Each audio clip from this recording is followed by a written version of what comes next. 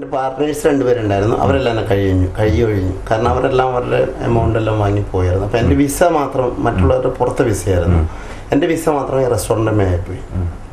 എല്ലാം ദൈവത്തിന് ഭയങ്കര പദ്ധതിയായിരുന്നു. കാരണം എൻ്റെ ഫസ്റ്റ് ഞാനിവിടെ ജോയിൻ ചെയ്തപ്പോൾ റെസ്റ്റോറൻറ്റ് ജോയിൻ ചെയ്തപ്പോൾ എനിക്ക് മാനേജർ വിസയാണ് ഞാൻ ആവശ്യപ്പെട്ടത്. പക്ഷെ മാനേജർ വിസയൊക്കെ മുന്നോണർ വിറ്റ് കാശ് വാങ്ങിയായിരുന്നു, നമുക്കറിയില്ലായിരുന്നു.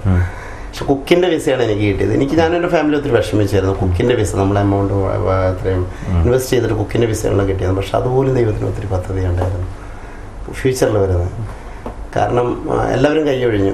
എന്നെ ഇവിടെ കൊണ്ടുവന്ന പാർട്ട്ണർമാർ പോലും എന്നെ കൈയൊഴിഞ്ഞു. വൈഫിനെ കയറ്റിവിട്ടു. ഒത്തിരി ചെക്കും പ്രശ്നങ്ങളൊക്കെ ബൗൺസ് ആവുന്നു. ഒത്തിരി വിഷമങ്ങൾ അനുഭവിച്ചു. അങ്ങനെ അതിൻ്റെ ഇടയ്ക്ക് ഞാൻ ഒപ്റ്റിക്കൽ ഷോപ്പ് എടുത്തായിരുന്നു. അതൊരു ചെറിയ വരുമാന മാർഗ്ഗം ഉണ്ടായിരുന്നു. പിന്നെ ഫ്ലാറ്റിൻ്റെ ബിസിനസ്, കുറച്ച് ഫ്ലാറ്റുകളെടുത്തിട്ട് ഞാൻ റെൻറ്റിന് കൊടുക്കുമായിരുന്നു. ഒട്ടും ടൈം വേസ്റ്റ് ചെയ്യില്ലായിരുന്നു. അങ്ങനെ അതിനിടയ്ക്ക് ഒരു ക്യാൻറ്റീൻ ഉണ്ടായിരുന്നു, ഈ പഴയ ഓണർ തന്നെ. അത് അവിടെ ഏകദേശം ഒരു 3.5 ലക്ഷം ദിർഹംസ് കൊടുത്തോളം എനിക്ക് ഒരു 9 മാസം അവർക്ക് ഭക്ഷണം കൊടുത്ത് 300 പേര് ഒരു കമ്പനിയിലുണ്ടായിരുന്നു. അദ്ദേഹത്തിൻ്റെ ഒരു ഫൈബർ കമ്പനിയായിരുന്നു. 3.5 ലക്ഷം ദിർഹംസ് കൊടുത്തോളം അവിടെ പെൻഡിങ് ആയി. അദ്ദേഹം തരില്ല എന്നൊക്കെ പറഞ്ഞു. പിന്നെ ഒത്തിരി ലൈബിലിറ്റി ഒത്തിരി ഉണ്ടായിരുന്നു എനിക്ക്. അവരെ കൂട്ടി കൊണ്ടുപോയി അവർക്കെല്ലാം PDC കൊടുത്തു. അതിനുശേഷമാണ് ഈ അറബി എൻ്റെ കഫീൽ പറയുന്നു, നിന്നെ ക്യാൻസൽ ചെയ്യണമെങ്കിൽ ഇനി നീയേ ഉള്ളൂ ഓണറായിട്ട്, നിൻ്റെ വിസ എടുത്തിയാണ്, നീയാണ് ഓണർ. അപ്പോൾ അതിൻ്റെ പേരിൽ നിന്നെ ക്യാൻസൽ ചെയ്യണമെങ്കിൽ 2.25 ലക്ഷം ദിർഹംസ് തരണമെന്ന് പറയാം. എൻ്റെ കയ്യിൽ ഒന്നുമില്ലാത്ത അവസ്ഥയാണ്. വീട്ടിൽ ദൈവത്തോടുള്ള പ്രാർത്ഥന മാത്രമുണ്ട്. എൻ്റെ കുഞ്ഞുമക്കളും വൈഫ് നാട്ടിൽ. എന്തെങ്കിലും ആപത്ത് പോലും വന്നു കഴിഞ്ഞാൽ അങ്ങനെ എന്നെ ഞാൻ അറബിക്ക് എതിരായിട്ട് ഷാർജയിലെ മുനിസിപ്പാലിറ്റിയുടെ മുദീറാണ് അദ്ദേഹം, മുഹമ്മദ് അബ്ദുള്ള അൽ മർസൂഖി. നല്ലൊരു വ്യക്തിയാണ്. കാരണം അദ്ദേഹത്തിന് അറിയില്ല മുൻ ഓണർ എന്നെ അവരെ പറ്റിച്ചതാണ്. ഞാൻ പറഞ്ഞല്ലോ, ഞങ്ങൾക്ക് തന്ന റെസ്റ്റോറൻറ്റ് ഓണർ അദ്ദേഹമാണെങ്കിൽ ഒത്തിരി ഹോൾഡുള്ള ഷാർജ ഷെയ്ഖിൻ്റെ PR-ആണ്, കണ്ണൂരുള്ളവർ. അദ്ദേഹം ഞാൻ പേരെടുത്ത് പറയുന്നില്ല. അദ്ദേഹം ഈ ക്യാഷും തരുന്നില്ല, എൻ്റെ വിസ ക്യാൻസൽ ചെയ്ത് തരുന്നില്ല. മൊത്തം പ്രോബ്ലത്തിൽ ഒത്തിരി വിഷമിക്കുകയാണ്. ഞാൻ പലരോടും ഒത്തിരി റിക്വസ്റ്റ് ചെയ്തു. പക്ഷേ ഈ വ്യക്തി എല്ലാവർക്കും പേടിയാണ്. കാരണം ഒത്തിരി ഹോൾഡുള്ള വ്യക്തിയാണ് ഷാർജയിൽ. അപ്പോൾ അതുകൊണ്ട് എന്നെ തന്നെ ഞാൻ പൈസ ചോദിച്ചെന്ന് പറയും. അദ്ദേഹം പറയും എന്നെ ജയിലിലിടും, അങ്ങനെ ചെയ്യും പറയും ഭീഷണിയാണ്. എനിവേ ഞാൻ ഒരിക്കലും എന്നോട് പലരും റിക്വസ്റ്റ് ചെയ്തായിരുന്നു കള്ള പാസ്പോർട്ട് എടുത്തിട്ട് നാട്ടിൽ കയറി പോവുക എന്നുള്ളത്. പക്ഷെ ഞാൻ തെറ്റ് ചെയ്തിട്ടില്ല.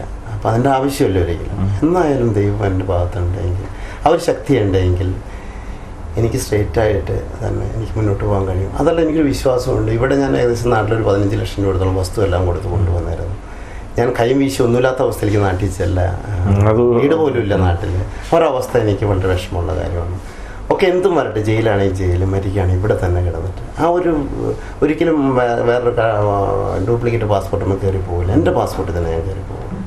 ആ ഒരു വിശ്വാസത്തിൽ ഞാൻ മുന്നോട്ട് പോയി. അവർ ക്യാൻസൽ ചെയ്ത് തരാൻ നമ്മൾ എൻ്റെ പാസ്പോർട്ടൊക്കെ ലേബറിൽ മേടിച്ച് വെച്ചു. ലേബറിൻ്റെ മുതിരൊക്കെ അവർ മുതിരന്മാരാണല്ലോ, അവരുടെ സൈഡിൽ നിന്ന് ലാസ്റ്റ് കരഞ്ഞാണ് ഞാൻ അവിടെ നിന്ന് ഇറങ്ങിപ്പോകുന്നത്. പാസ്പോർട്ടും ഇല്ല. പാസ്പോർട്ട് അതിന് ശേഷം 9 മാസം ഞാനിവിടെ വിസയില്ല, പാസ്പോർട്ടില്ലാണ്ട് ഇവിടെ നടന്നായിരുന്നു. ഞാൻ എന്നെ ടൈം ലേബർ പിടിക്കുക. എൻ്റെ ബ്രദർ ഗൾഫ് ന്യൂസിൽ വർക്ക് ചെയ്യുന്നുണ്ട്, കസിൻ ബ്രദർ.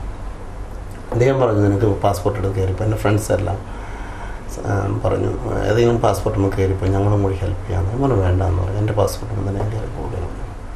അതിനിടയ്ക്ക് എൻ്റെ ഒരു 1.5 വർഷം നടത്തിയപ്പോൾ എനിക്കും ഒപ്റ്റിക്കൽ അവിടെ സക്സസ് ആയാലും ഒത്തിരി റെൻ്റൊക്കെയാണ് ഷാർജ റോളെല്ലാം. അങ്ങനെ ഞാനത് അവിടെ നിന്ന് കംപ്ലീറ്റ് റാസൽ ഖൈമ ഒത്തിരി ഡെവലപ്പ് ചെയ്യുന്ന ഒരു എമിറേറ്റാണെന്ന് ഞാൻ അറിഞ്ഞു. ഞാൻ 1-2 മാസം ഞാൻ ഇവിടെ ഒന്ന് ചെക്ക് ചെയ്തു. അങ്ങനെ ലൊക്കേഷൻ കണ്ടുപിടിച്ചു. ഇവിടെ റാസൽ ഖൈമ മേരീസ് ഒരു ഗോൾഡ് മാർക്കറ്റാണ്. ഈ ഷോപ്പല്ല, ഇത് പുതിയ അതിനുശേഷം ഉണ്ടാക്കി. അപ്പോൾ അവിടെ നിന്ന് ഷോപ്പ് എടുക്കുകയാണ്. ഒരു 40,000 ദിർഹംസ് കീമണിയൊക്കെ കൊടുത്ത്. അതെൻ്റെ ബ്രദർ മസ്കറ്റിലൊരു കസിൻ ബ്രദറൊക്കെ ഹെൽപ്പ് ചെയ്തു തന്നെ. അങ്ങനെ അവിടെ ഷോപ്പ് ഓപ്പൺ ചെയ്തു. അപ്പോൾ ആ സമയത്തൊന്നും എനിക്ക് വിസയില്ല, പാസ്പോർട്ടില്ല, പത്താക്കിയല്ലോ, ഒന്നുമില്ല. എൻ്റെ ബ്രദർ പോലും പറഞ്ഞു നിനക്കൊരു ബേസ് ഇല്ല, നീ വൈ എന്തുകൊണ്ടാണ് നീ ഇതൊക്കെ ചെയ്യുന്നത്? എനി ടൈം തന്നെ ലേബർ പിടിക്കാൻ ക്യാൻസൽ ചെയ്ത് ലൈഫ് ബാനർജി കയറ്റി വിടും. ഞാൻ പറഞ്ഞു ഞാൻ വിശ്വസിക്കുന്ന ദൈവമുണ്ടെങ്കിൽ എനിക്കങ്ങനെ വരില്ല എന്ന് പറഞ്ഞു. അങ്ങനെ ഇവിടെ വന്ന് ഇവിടെ റാസൽ ഖൈമ പള്ളിയൊക്കെ ആയിട്ട് ഒത്തിരി എടുത്തു. പ്രയറിനൊക്കെ പോകുമായിരുന്നു. ക്രിസ്ത്യൻ ചർച്ചാണ്, അവിടെ യൂത്തിലൊക്കെ പോകുമായിരുന്നു. അപ്പോൾ അങ്ങനെ ഇവിടെ വന്നിട്ടും ഷോപ്പ് ഓപ്പൺ ചെയ്തിട്ടും ഒത്തിരി പ്രശ്നങ്ങൾ. ഒരു കുട്ടിയൊക്കെ എറണാകുളം നിന്ന് കൊണ്ടുവന്നു. ആ കുട്ടി MOC കിട്ടി കഴിഞ്ഞപ്പോൾ, ഒപ്റ്റോമെട്രിസ്റ്റാണ്, MOC കിട്ടി കഴിഞ്ഞപ്പോൾ ഹസ്ബൻഡ് ഷാർജയിലാണെന്ന് പറഞ്ഞു ചാടിപ്പോയി. അപ്പോൾ വീണ്ടും ഒത്തിരി ലോസും പ്രശ്നങ്ങളൊക്കെ വരിക. പിന്നെ വേറൊരാളെ ഇവിടെ കൊടുക്കുന്ന അറബി എനിക്ക് അത്ര അറിയില്ല, മറ്റുള്ള ഭാഷകളറിയാം. റാസൽ സംബന്ധിച്ച് അറബി മസ്റ്റാണ്. അങ്ങനെ ഞാനിവിടെ അറബിക്കറിയാവുന്ന നമ്മുടെ മലയാളീനെ കൊണ്ടുവന്ന് ഷോപ്പിൽ വെച്ച് ഒരു 3-4 മാസം നിന്ന് അദ്ദേഹം അദ്ദേഹം ഈ ഒരു ദിവസം അല്പം ലിക്കറൊക്കെ കഴിച്ചിട്ട് വന്ന് കസ്റ്റമേഴ്സിൻ്റെ അടുത്ത് നല്ല രീതിയിൽ പെരുമാറിയില്ല. അങ്ങനെ അദ്ദേഹത്തെ ഞാൻ പറഞ്ഞു കേട്ടോ. അപ്പോൾ അദ്ദേഹം പറഞ്ഞു ഞാൻ ഈ ഷോപ്പ് അടപ്പിക്കും, അങ്ങനെ ചെയ്യും. അങ്ങനെ അപ്പം ഞാനൊരു ശരിക്കും ടെമ്പററി ആയിട്ട് ഒരാളെ വെച്ചിരുന്നു, ഒരു എബിച്ചൻ എന്ന് പേരായിട്ട്, ഒരു ടെക്നീഷ്യനാണ്. അദ്ദേഹം വിസിറ്റിങ്ങിന് വന്നതായിരുന്നു. ഈ എന്നോട് നേരത്തെ പറഞ്ഞ മലയാളി ഞാൻ വർക്കർ, അദ്ദേഹം പറഞ്ഞല്ലോ കട പൂട്ടിക്കുന്നു. അദ്ദേഹം ഇവിടെ എമിഗ്രേഷൻ കൊണ്ട് കംപ്ലൈൻറ്റ് കൊടുത്തു, വിസയില്ലക്കാരില്ലാണ്ട് എന്നോട് ഷോപ്പ് ഓപ്പൺ ചെയ്യാൻ. എൻ്റെ വിസ ഷാർജയാന്ന്. പക്ഷെ എൻ്റെ വിസ ഇല്ല, പാസ്പോർട്ടിലൊന്നും അറിയില്ലായിരുന്നു. അന്ന് കുറച്ചും കൂടി എന്താ പറയുക ഒത്തിരി ബുദ്ധിമുട്ടായിപ്പോയാണ്. അങ്ങനെ എമിഗ്രേഷൻ ചെക്കിങ്ങിന് ആൾ വന്നു. ഈ ആ നിമിഷം 5 മിനിറ്റേ ഉള്ളൂ ഞാൻ പുറത്തേക്ക് പോയിട്ട് എന്നെ അന്വേഷിച്ച് വന്നത്. ഇവൻ മുതിർ തോമസ് എവിടെയാണെന്ന് ചോദിച്ചു. പറഞ്ഞു ഞാൻ പുറത്ത് പോയെന്ന് പറഞ്ഞു. എബിച്ചനായിരുന്നു, അദ്ദേഹത്തെ പിടിച്ചുകൊണ്ട് വിസയില്ല. അദ്ദേഹത്തിന് വിസിറ്റിംഗ് വിസയാണ്. അദ്ദേഹം കരഞ്ഞെന്നെ വിളിക്കാൻ അന്വേഷിക്കണമെന്ന് പറയാം. ഞാൻ എന്ത് പണി പെട്ടെന്ന് അദ്ദേഹത്തിന് വിസ ദാഖലാക്കി. വിസ വേഗം കമ്പ്യൂട്ടറിൽ കയറ്റി വേഗം വിസയ്ക്ക് ആപ്ലിക്കേഷൻ വിളിച്ചു. എൻ്റെ അറബിനെ വിളിച്ച് പറഞ്ഞു. അറബി ഫസ്റ്റ് റിജക്റ്റ്. അറബി പറഞ്ഞു എൻ്റെ അറബി പേര് ഇബ്രാഹിം നസീബ് എന്നാണ്. ലേബറിലെ വിസ തൗസിൻ്റെ മുതിറായിരുന്നു അദ്ദേഹം. അപ്പോൾ അദ്ദേഹത്തിന് ഷെയ്മേഡ്, അദ്ദേഹത്തിൻ്റെ സ്ഥാപനത്തിൽ ഒരാളെ പിടിച്ചുകൊണ്ടുവന്ന് പറഞ്ഞു. അദ്ദേഹം പറഞ്ഞു ഞാൻ വരില്ല എന്ന് പറഞ്ഞു. ഞാൻ ഒത്തിരി കരഞ്ഞ് പ്രാർത്ഥിച്ചായിരുന്നു. കാരണം ഒന്ന് ചൂട് സമയമാണ്, ഞാൻ എപ്പോഴും ഓർക്കുന്നു. മാർച്ച് ഏപ്രിലാണ്. ശരിക്കും മുകളിലേക്ക് നോക്കിയിട്ട് ദൈവം എന്നെ പരീക്ഷിക്കുകയാണെന്ന് ചോദിച്ചു. ഒത്തിരി വിഷമിച്ചായിരുന്നു. ആ സമയം വീണ്ടും അറബി വിളിക്കുകയാണ്. അതാണ് ഞാൻ പറഞ്ഞത് ദൈവത്തിൽ ചെയ്യുന്നത്. അറബി വിളിച്ചിട്ട് എന്നോട് പറഞ്ഞു ഞാൻ വരികയാണ്, തിരിച്ച് വരികയാണ്. നീ എന്ത് ചെയ്തു? ഞാൻ പറഞ്ഞു വിസയ്ക്ക് ഞാൻ ആപ്ലിക്കേഷൻ കൊടുത്തു അദ്ദേഹത്തിന്. ഓക്കെ ഞാൻ വരികയാണെന്ന് പറഞ്ഞു. ഒരു 15 മിനിറ്റ് അദ്ദേഹം വന്നു. വേഗം നേരെ പോയി. ഞാൻ പ്രാർത്ഥിച്ചുകൊണ്ടിരിക്കുക ചൂടത്ത് നടു റോട്ടിൽ. എനിക്ക് അങ്ങോട്ട് കയറാൻ പറ്റില്ല ഇമിഗ്രേഷനിൽ, കാരണം എനിക്കൊന്നുമില്ലല്ലോ, യാതൊരു വിസ പാസ്പോർട്ട് ഒന്നുമില്ല. എന്നെ പിടിച്ചവരകത്തിടും. എൻ്റെ വൈഫിനോട് ഞാൻ വിളിച്ച് പറഞ്ഞു, പള്ളിയിൽ എല്ലാവരോടും വിളിച്ച് പറഞ്ഞു. അവരൊക്കെ പ്രാർത്ഥിക്കുന്നുണ്ടായിരുന്നു. എനിക്കറിയാം ദൈവം അത്ഭുതം പ്രവർത്തിക്കുന്നു. 10 മിനിറ്റിനുള്ളിൽ ഈ എബിസിനെ കൊണ്ട് അറബിൽ വന്നു. അറബി പറഞ്ഞു എൻ്റെ കടയിലേക്ക് എന്നോട് കയറരുതെന്ന് പറഞ്ഞു. കാരണം നീ കയറി കഴിഞ്ഞ് നിനക്ക് വിസ നിന്റെ ഷാർജയിൽ. അറബിക്ക് അറിയില്ല എൻ്റെ വിസ, ഷാർജ വിസ എന്നർത്ഥം. ഷാർജ വിസക്കാരോട് വർക്ക് ചെയ്യാൻ പാടില്ല, അതുകൊണ്ട് നിന്റെ പേരിൽ കംപ്ലൈൻ്റ് ഉണ്ട്, നീ ഇവിടെ വർക്ക് ചെയ്യാൻ പാടില്ല എന്ന് പറഞ്ഞു. ഓക്കെ, എൻ്റെ കടയിൽ എനിക്ക് കയറാൻ സാധിക്കുന്നില്ല. ഇനി അദ്ദേഹത്തിന് മറ്റേ ടെക്നീഷ്യന് പെട്ടെന്ന് വിസ എടുത്തു. അതിനുശേഷം ഞാൻ എന്ത് പണി, എൻ്റെ വൈഫിന് പെട്ടെന്ന് കൊണ്ടുവരാൻ പറഞ്ഞു. ഞാൻ ലോസ് ഓഫ് എടുത്ത് 3 മാസത്തെ ലീവ് എടുത്തിട്ട് വൈഫിന് പെട്ടെന്ന് കൊണ്ടുവന്നു. എൻ്റെ കുട്ടികളൊക്കെ അവിടെയാണ്. വൈഫ് കാസർഗോഡ് കാഞ്ഞങ്ങാട് വർക്ക് ചെയ്യുന്നത്, വെള്ളരിക്കുണ്ട് എന്നുള്ള സ്ഥലത്ത്. 2 വർഷമാണ്. പ്രൊഫഷൻ പീരീഡ് കഴിഞ്ഞിട്ട് 3 മാസം കൂടെ ഉണ്ടായിരുന്നു. അതിനുശേഷം വൈഫ് ഇവിടെ വന്നു. വൈഫിന് വിസയാക്കി. ഞാനിപ്പോൾ ഈ പള്ളിയായിട്ട് കുറച്ച് ചാരിറ്റി പ്രവർത്തനങ്ങളൊക്കെ കുറച്ച് ചെയ്യുമായിരുന്നു. കാര്യം ഒന്നുമില്ല, വിസയും പാസ്പോർട്ടൊന്നും ഇല്ലെങ്കിൽ. അപ്പോൾ അവിടുത്തെ യൂത്തിൽ അതൊരു അനുഭവമാണ് ഞാൻ പറയുകയാണ് എൻ്റെ. കാരണം നാളെ ഒരിക്കലും ഇവിടെ വരുന്ന ബിസിനസ്സിന് വരുന്നവർക്കും ജോലിക്കാർക്കും ഒരു പാഠമായിരുന്നു. തീർച്ചയായിട്ടും. അതുകൊണ്ടാണ് ഞാൻ മറ്റൊരു ചോദ്യങ്ങളിലേക്ക് കിടക്കാത്തത് കേട്ടിരുന്നത്. ഓക്കെ. ഇവിടെ ഒരു പയ്യൻ ഇതേപോലെ തന്നെ ജോലിയായിട്ട് വന്നു. ഇവിടെ ഫ്രീ സോണിലായിരുന്നു, പോർട്ടിലായിരുന്നു ജോലി. അദ്ദേഹം മൂവാറ്റുപുഴക്കാരനാണ്, ഞാൻ പേരെടുത്ത് പറയുന്നില്ല. ഒരു പാർട്ട്ണർ, ഒരു ലേഡിയായിട്ട് പാർട്ണർഷിപ്പ് കൂടി ഒരു ഹോട്ടലെടുത്തു, ഒരു കഫ്റ്റേരിയ എടുത്തു അദ്ദേഹം, പിന്നെ ഒരു ക്യാൻറ്റീൻ എടുത്തു. അങ്ങനെ അദ്ദേഹം എന്താണെന്നറിയില്ല, ഒരു വർഷത്തിനുള്ളിൽ ഒരു മാസം ഒരു ഡെയിലി ഒരു 2000 ദിർഹംസേലും കയ്യിൽ നിന്നുണ്ടാകണം ഈ സ്ഥാപനങ്ങളെല്ലാം മുന്നോട്ട് പോകണമെങ്കിൽ. അത്രയ്ക്ക് ലാഭമായിപ്പോ, കാരണം അത്രയ്ക്ക് ലോസായിപ്പോയി. എപ്പോഴാണിത് എല്ലാം മാറി മറിഞ്ഞ്.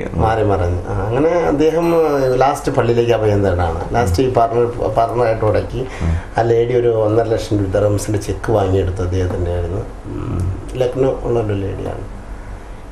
എനിവേ അദ്ദേഹം ജയിലിൽ പോകുന്നൊരവസ്ഥ വന്ന് പള്ളിയിൽ അഭയം തേടി യൂത്തിലെ പിള്ളേരുടെ അടുത്ത്. അപ്പോൾ അവർ പറഞ്ഞു ഏതായാലും തോമസിന് കുറച്ച് കേസുകളും കാര്യങ്ങളൊക്കെ ആയിട്ട് പോവുകയാണല്ലോ. ഞാൻ ലേബറിൽ കംപ്ലൈൻറ്റ് കൊടുത്തത് എൻ്റെ അറബിക്കെതിരായിട്ട് എനിക്ക് ക്യാൻസൽ ചെയ്യണമെന്നും പറഞ്ഞുകൊണ്ട്. ഞാൻ നേരത്തെ സൂചിപ്പിച്ചായിരുന്നു എൻ്റെ മാനേജർ വിസ എടുക്കാത്തതിൽ എനിക്ക് വിഷമമുണ്ടായിരുന്നു. പക്ഷേ തമ്പാക്കെന്ന് എഴുതിയാണ്, കുക്കിൻ്റെ വിസയാണ്. അപ്പോൾ ഞാൻ ഒരു ജോലിക്കാരനായിരുന്നു എൻ്റെ റെസ്റ്റോറൻറ്റിൽ.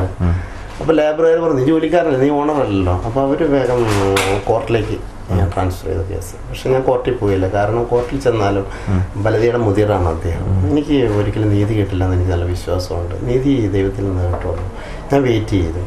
അങ്ങനെയാണ് റാസ്ലൈമിൻ്റെ ഷോപ്പ്. ഇങ്ങനെ വൈഫ് ഇവിടെ വർക്ക് ചെയ്യുന്നു, എൻ്റെ ഷോപ്പിൽ വർക്ക് ചെയ്യുന്നു. കുറച്ച് ബിസിനസ്സായി വരുന്നു, ഒന്നുമില്ലായ്മില്ലെന്ന്. പക്ഷെ അവിടെ ഷോപ്പ് ഇവിടെയും പലരും പറഞ്ഞു കുറച്ച് ഗോൾഡ് മാർക്കറ്റും കുറച്ച് വസ്ത്രങ്ങളുടെ മാർക്കറ്റും മാത്രമാണ്, ഇവിടെ ഒറ്റയ്ക്കിൽ എങ്ങനെ ഓർഡർ ചെയ്യുമെന്ന് ചോദിച്ചു. ഞാൻ പറഞ്ഞു എനിക്കൊരു വിശ്വാസമുണ്ട്, അവിടെ ഒരു 10-60 ഷോപ്പുണ്ട്, നിങ്ങളുടെ ബിസിനസ് മാത്രം കിട്ടിയാൽ മതി, നിങ്ങൾ പുറത്ത് പോകാതിരുന്നാൽ മതി എന്ന് ഞാൻ പറഞ്ഞു. ആ ഒരു വിശ്വാസത്തിലാണ് ഞാൻ. കാരണം എനിക്ക് ഷാർജയിൽ എനിക്ക് കിട്ടുന്ന ആ ഒരു ബിസിനസ് എനിക്ക് ഇവിടെ കിട്ടിയാൽ മതി. മാസം ഒരു 12,000 ദിർഹംസ്. ഞാനിപ്പോൾ തുറന്ന് പറയാം. ഒരു ബിസിനസ് ഇവിടെ കിട്ടിയ ഷാർജയിൽ 36,000 ദിർഹംസ് റെന്റ് കൊടുക്കുന്നത്, ഇവിടെ 14,000 ദിർഹംസ് ഉള്ളൂ റാസ്കലൈം സംബന്ധിച്ച്. ലിവിങ് കോസ്റ്റും നമ്മളുടെ ലളിതമാണ്. അപ്പോൾ അതുകൊണ്ടാണ് ഞാൻ അവിടെ കണ്ടിന്യൂ ചെയ്യാൻ കാരണം തന്നെ. ഇനി പറഞ്ഞു വന്ന മാറ്ററിലേക്ക് വരാം നമുക്ക്. ജിജി എന്ന് പറഞ്ഞ വ്യക്തിയെ, അദ്ദേഹത്തെ ഞാൻ ഫോളോ ചെയ്തു, സ്റ്റഡി ചെയ്തപ്പോൾ ഒത്തിരി പ്രോബ്ലംസ് ആണ്. 5-8 ക്രെഡിറ്റ് കാർഡ് ഉണ്ട്, 3-4 ലോണുണ്ട്. അദ്ദേഹത്തിന് ഒരിക്കലും രക്ഷപ്പെടാൻ പറ്റില്ല. അപ്പോൾ ഞാൻ ലേഡി കൊണ്ട് പോലീസ് കേസാക്കി, കോർട്ടിലേക്ക് വിളിച്ചു. ഇവിടുത്തെ നിയമം അറിയാലോ, ഒരു ചെക്കിൻ്റെ കേസ് ഭയങ്കര നിയമങ്ങൾ വളരെ ശക്തമാണ് അവിടെ. അങ്ങനെ അദ്ദേഹം ജയിലിലായി. ഷോർട്ടായിട്ട് പറഞ്ഞു കഴിഞ്ഞാൽ ജയിലിലായി കഴിഞ്ഞപ്പോൾ എന്താണെന്ന് എനിക്കറിയില്ല. അദ്ദേഹത്തോട് ഒരു പ്രത്യേക ഒരു വാത്സല്യം. എൻ്റെ ഒരു ബ്രദർ ജയിലിൽ പോലെ. ഞാൻ ഡെയിലി പോകുമായിരുന്നു ജയിലിൽ. എനിക്ക് വിസയില്ല, പാസ്പോർട്ടിലോ ഒന്നുമില്ല. ശരിക്കും പറഞ്ഞാൽ അത്ഭുതം അവിടെ സംഭവിച്ചത് ദൈവത്തിൻ്റെ. ഞാൻ ശരിക്കും അവരുടെ എൻട്രൻസിലേക്ക് സെക്യൂരിറ്റിയാണ്, ഭയങ്കര ഫോഴ്സിബിൾ ജയിലിൽ അറിയാലോ, ഞാൻ 10 എനിക്ക്. അപ്പം ഞാൻ എൻ്റെ ഒരു മുഷിന് പാസ്പോർട്ട് കോപ്പിയൊക്കെ ഉണ്ട് എൻ്റെ കയ്യിൽ. അതൊക്കെ ഓവറായിട്ടിരിക്കുക. അതെടുക്കുമ്പോഴേക്കും അവർ പോകാൻ പറയും.